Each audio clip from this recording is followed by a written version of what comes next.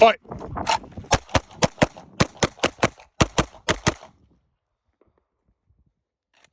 So you see what you want to do.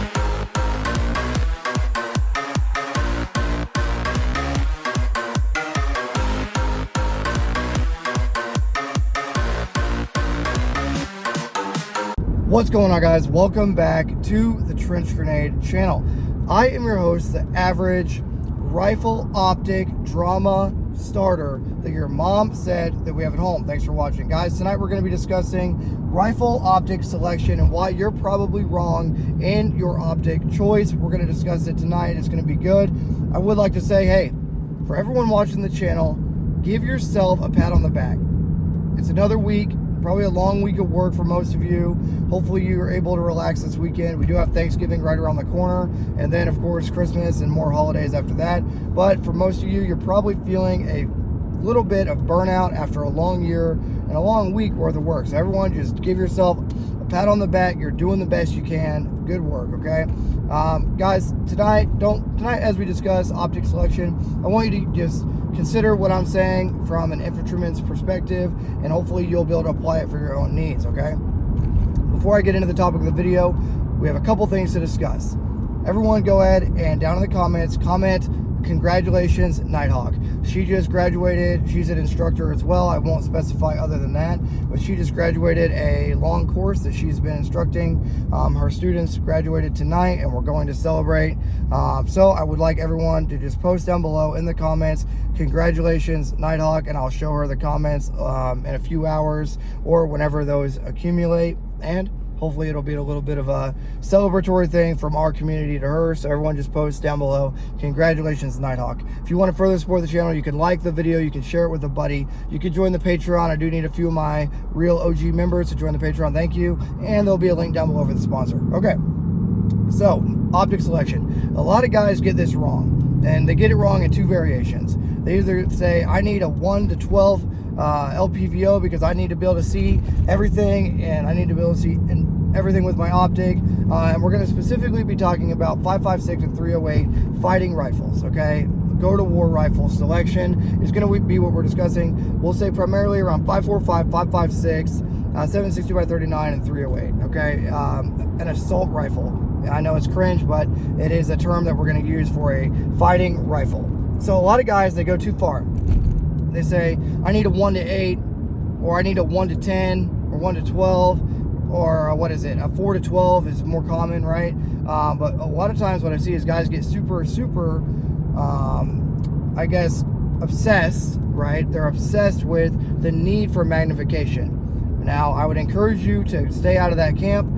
Having magnification is a key thing that you will need for your optic choice. And at the end of this video, I'll tell you what optic I recommend you buy. That way you guys actually do have, you know, my actual opinion, unlike a lot of these gun tubers out here. I'll actually give you what you should buy, okay? But obsessing over magnification is where you can go wrong, okay? Especially for a fighting rifle in 5.56. Even with a 20-inch barrel, obsessing over magnification is not a good thing to do, okay? So generally speaking, you are going to be looking at anywhere from 3 to 6 magnification is going to be 3 to 6 power is going to be a good option, okay? Now, generally speaking, with this note, I would say I do not recommend LPVOs. Now, there are more durable ones, Night Force, Leupold. A couple of the upper end Vortex optics are good, but generally speaking, I do not recommend LPVOs because of two main reasons. Well, three. We'll talk about the first one. The first one is the zero can adjust as you zoom in, zoom out, and change magnification. Your point of aim, point of impact can shift slightly. Point number two, the LPVO is generally speaking not as durable as the optics that I do recommend that we'll discuss here in a minute, okay? So generally speaking, LPVOs, even the quality ones, are not as durable, and you do want to be able to drop your rifle or have it slam against the side of a Bradley fighting vehicle or be dropped off a cliff into a ravine. You want the rifle to survive, and with an LPVO, generally speaking, that optic is going to be non-serviceable after it falls off that cliff. So don't become obsessed with magnification, and don't rely on LPVOs. Last thing to note with an LPVO, it makes the gun pretty top heavy, okay? And you will notice that, as I signify having a rifle, if you'll notice that with your carbine, when you start adding magnifiers, lights, and lasers. So typically, if you have a night vision fighting gun and all you have on is a red dot, it's not going to be super top heavy, but you are going to start to get some of that sway, right, with the carbine. So adding a LPVO is going to greatly increase the top heavy feeling of the gun, which is going to make it less easy to put on target. And yes, it is difficult to get good with an LPVO when transitioning from targets, when opposed to more usable optics such as a red dot or the optic that I'll discuss later that I do recommend. So generally speaking, issue number one is people get obsessed with magnification and they try to find magnification in the wrong place, right? Point number two is the counter to that. And if you've gotten this far, you better have left a comment down below congratulating Nighthawk, and you better let me know what optic you are running on your WROL, and be specific, because it's interesting for guys to actually know what other people are using, and I look forward to reading your guys' discussion down below at what you're using, what you're not using, what you've used and you don't like. Put your experiences down below with optics that have worked for you and optics that don't. And if you like an LPVO, that's fine. But back to the discussion. Point number two, red dots. Running a red dot only is really great for 0 to 200 meters.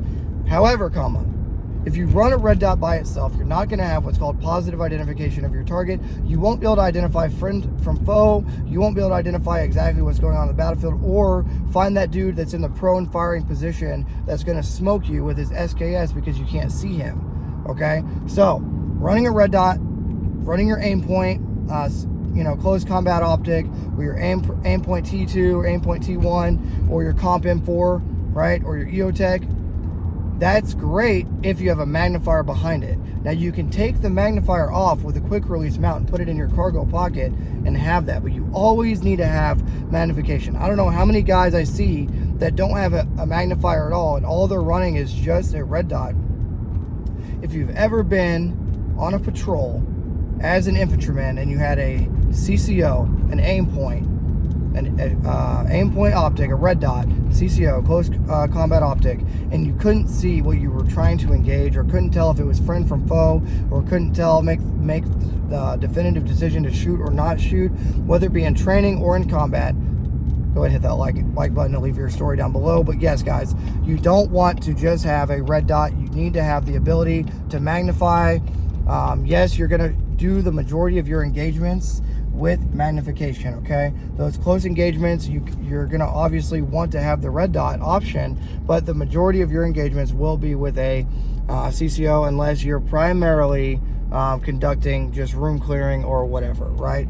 So as I pull into where we are going to celebrate, but yeah, you do need to have the option to have magnification on the gun.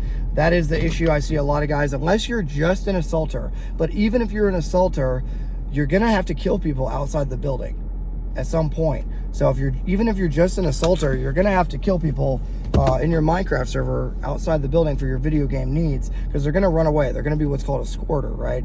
So you need to have the option for magnification. So in summary, guys, don't obsess with magnification all the way. Don't just get a 4 to 12. No, if anything, if you're like, I need an LPVO, get a 1 to 6. I think it'll be good for you. A 1 to 8's overkill. Don't just get an aim point. If you just get an aim point, you're not gonna have if you get an aim point, then you need to get a EOTech magnifier to put behind it. You're welcome, okay? Because just operating with just a red dot only is not going to do it. The optic I would recommend, and I can do a follow-on video if you want on why I would recommend this optic, but the optic I would recommend is an ACOG TA31 with either a green chevron or a red chevron with the chevron reticle, okay, with an RMR, a Trigicon RMR on top of the gun. That is going to be the optic that I recommend for you guys. Now, I've talked a lot. You guys haven't talked at all. I want you to leave that comment to congratulate Nighthawk on the graduation below, and give some words of encouragement for a somewhat new instructor, right? A somewhat new instructor, but she's learning the ropes and she's had a great cycle. And leave your congratulatory comments down below. Thank you so much for supporting this channel. We're going to go celebrate. And until next time, it's going to be Trench Grenade and Nighthawk, your average optic haters that your mom said that we have at home, signing out. Cheers.